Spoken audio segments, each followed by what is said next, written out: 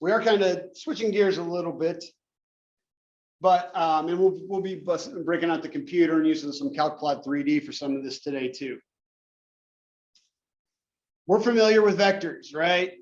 A vector is that arrow that represents both a magnitude and a direction. So a vector field is a field of vectors. Nothing crazy going on there. It can be in 2 space or 3 space. So at every point in the plane or in every point in 3D, it's getting assigned a vector. Very similar to a slope field. The only, I will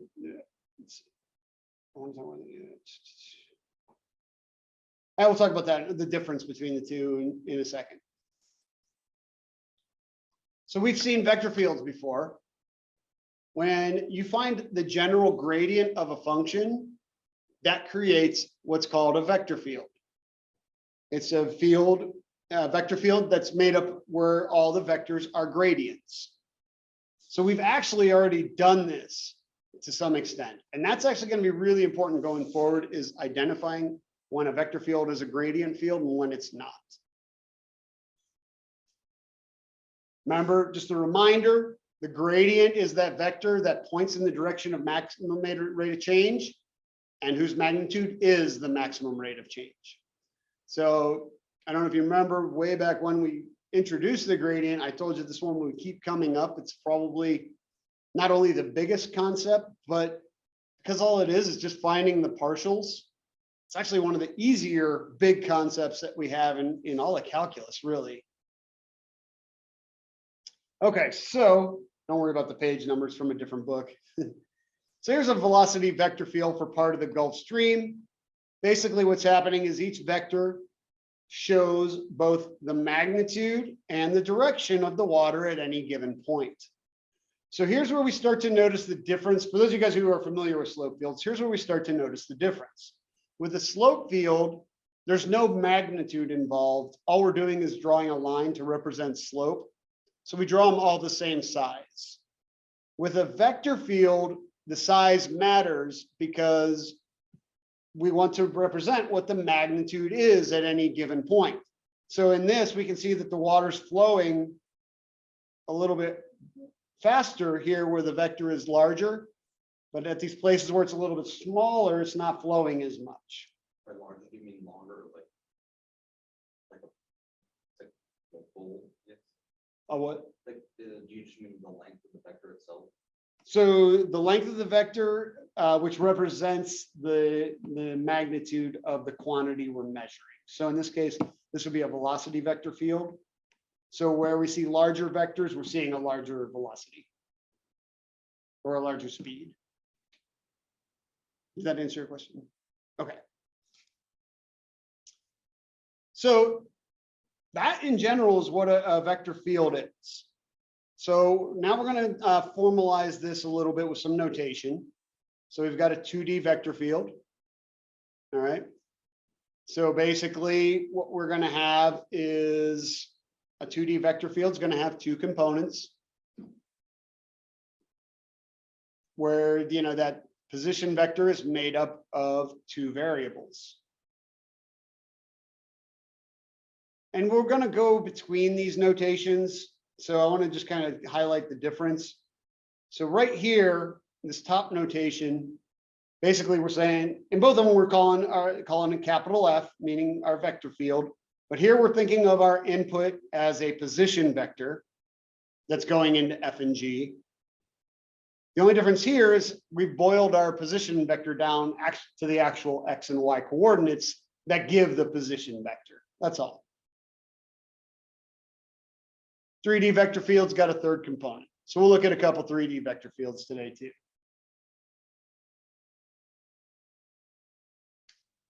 So we took a look at a velocity vector field. That's the one we'll probably go back to the most often, just because when it comes to dealing with vectors, velocity gives us something we can wrap our head around, because we can see velocity having a direction, you know, the direction the object's heading, and a magnitude, which is its speed.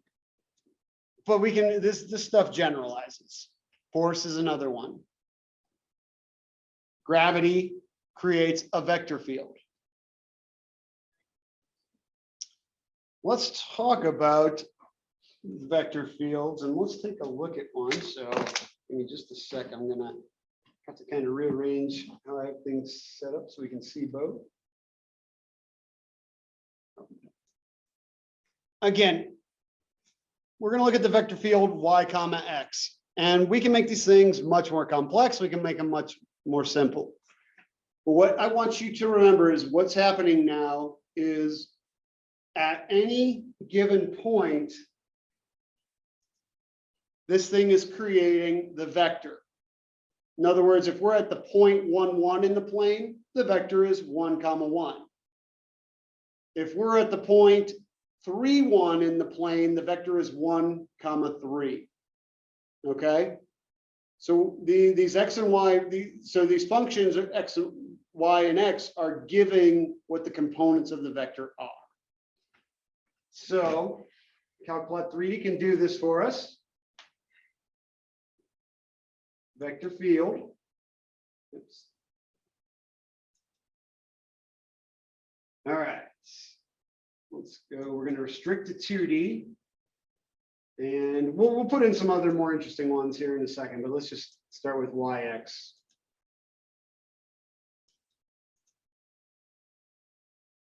Okay. There is that is the vector field y comma x. Let's just let me add a few more vectors. I think it shows it a little better. Okay. Again, okay, why is this the vector field for y comma x? Well, if x and y are equal, then we're going to be at a 45-degree angle. So this would be the vector 1, 1, which would have a magnitude of square root of 2. Remember, magnitude of a vector is square root of the sum of the squares of the components. All right, well, this would have the same direction, but now we're at the vector 2, 2, which is going to have a bigger magnitude, root 8. So as we get further, the magnitudes get larger. But they're all along that 45-degree line because x and y are equal. Notice how they're vertical along the x-axis. Well, that's because the x coordinate or the I coordinate is 0. So all they have is height. They don't have any horizontal components. And then you can see as we move upwards, we start to get more of a horizontal component. So they start to go more right as we go higher.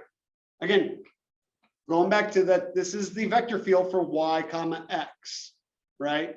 So as we go up, the horizontal component increases. So this is what our vector field will look like in 2D. So you're going to get a chance to play around with some of these, and you're going to have Calculator3D to help you out to start to visualize these, because it takes a little bit of playing around. And one way you can do this is, if you want to do it by hand, just go to certain points in the plane and draw the vector that it tells you to draw. Okay. A lot of times we're concerned with the direction an object will travel. And think about that Gulf Stream, right? If we were to drop an object in there, we'd be wondering where it's going to end up. Well, that's where that vector field comes in. It gives us an idea of the path it's going to take.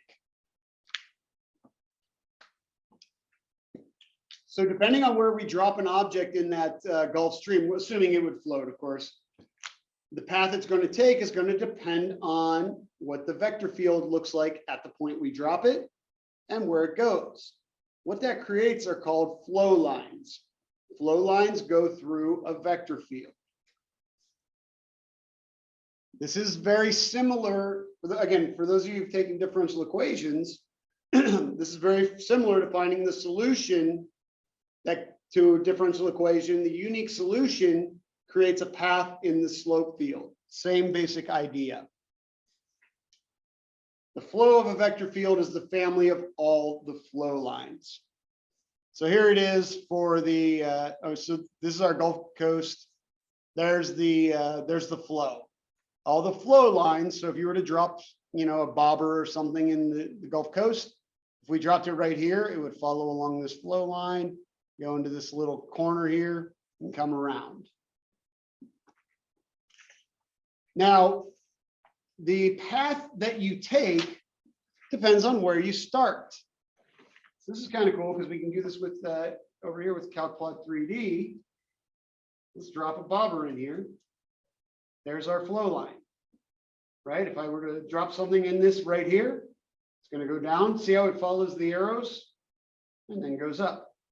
Well, if I move that starting point around, it changes our flow line.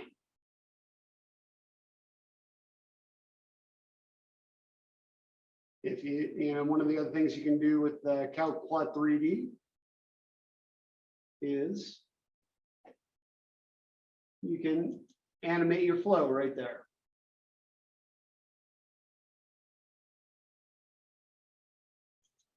All right, so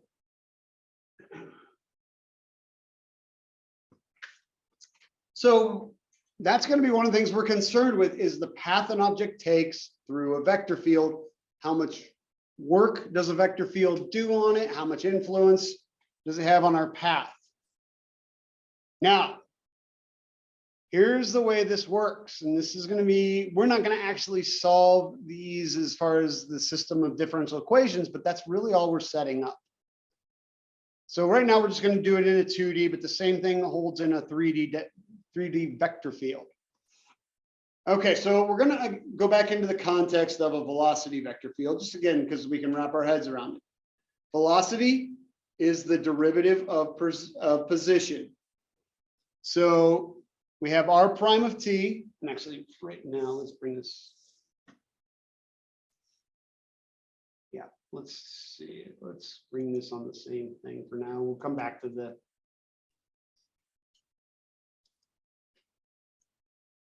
We'll go back to the CalcPlot 3D if we need it. So basically, r prime of t is equal to that vector field. This is our notation for the vector field. So if r of t, our position vector, well, we think of it being equal to x of t comma y of t. And we know that our vector field, excuse me, well, that can be thought of as a function of x and y, whose components are basically functions of two variables. Then we set these two things together, because that means that f of xy, g of xy is equal to x prime comma y prime. Whenever you have a function that is related to its rate, that is has some kind of component that's equal to its rate, that's what we call a differential equation. So the flow of the field is a general solution to the above system of differential equations. That's how you would calculate the flow of a system. So solving this system of differential equations gives the flow. Now, solving a system of differential equations is outside the scope of this class. So that's not something we would be doing. You know, if we were to do it, we would do it with a computer system. But I just want you to be aware of that, especially because some of you have already taken differential equations or are concurrently taking differential equations. There's a ton of overlap between what we're doing now and solving a system of differential equations. So we're not going to have to do that, but if I go, well, actually, let's just, instead of going back and forth, I'll just bring, let's just bring our vector field up on here.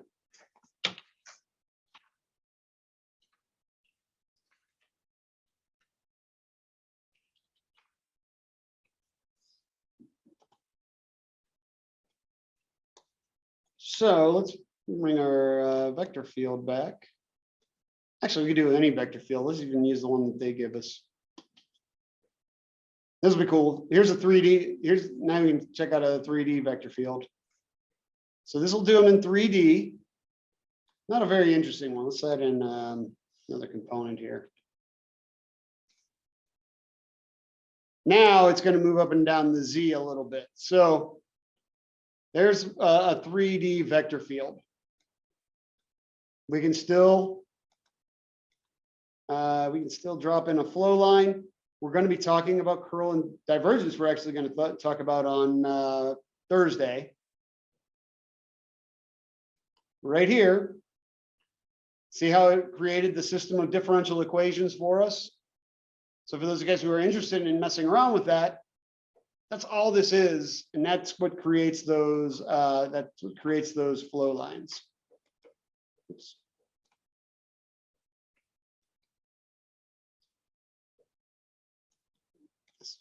Here. There we go. There's our flow line. So now our flow line has a Z component to it too, since it's in a 3D space.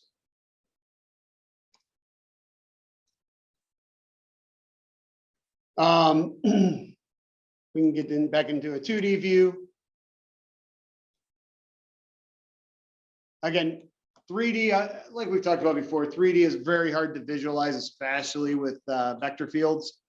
So we're going to be leveraging CalcPlot 3D a lot for this kind of stuff. All right, so like I said, I wanted to show you that again. Some of you guys have already taken differential equations or concurrently taking it, but that's not going to be part of this actual course. Here we have radial vector fields. Those are ones that either all point away from an origin or towards an origin. So here they are in 2D. This would be XY. This would be negative X, negative Y. Rotational fields, right? Ones that go counterclockwise, ones that go clockwise, negative YX, Y negative X. Got them in 3D as well. You can see the radial, they all point away or towards, kind of like this would be like gravity, all pointing towards a center point. Can't really see the rotational one too well on this, but if you can CalcPlot 3D, you put negative YX 0, you'll see that rotational one. Okay, last thing I want to talk about, because I do want to give you some time to try a couple of things. Gradient fields. Like I said before, when you guys are finding the gradient, remember the gradient is a vector that's in terms of XY or XY and Z. That creates a vector field. It creates a very specific type of vector field called a gradient field. So for example, x squared plus y squared. Well, the gradient of this is 2x, 2y. This thing is called what we call a potential function. All right, you're going to hear that term again. Oh, this kind of came out of order. So when a vector field is a gradient field, it has what we call a potential function. So all gradient fields are vector fields. Not all vector fields are gradient fields, okay? So all potential functions will create a gradient field. Not all vector fields will have a potential function. So here, this is a couple things going on here, and I want to talk about this. So this is the plot of the vector field for the function x squared, y squared. So it's a plot of this vector field here, 2x, 2y. Also on it are the level curves. Because remember, that the gradient is always going to be perpendicular to the level curve because it's moving in the direction of steepest descent or maximum rate of change. So all these things that we've talked about in previous stuff about the gradient, we still want to hold on to.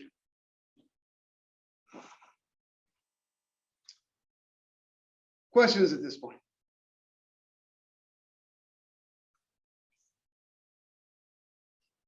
Okay. And I'm going to shut up so you guys can do some stuff for a little bit. So from the 14.8 worksheet, we're just going to, this is for you folks at home too. We're just going to do number 3.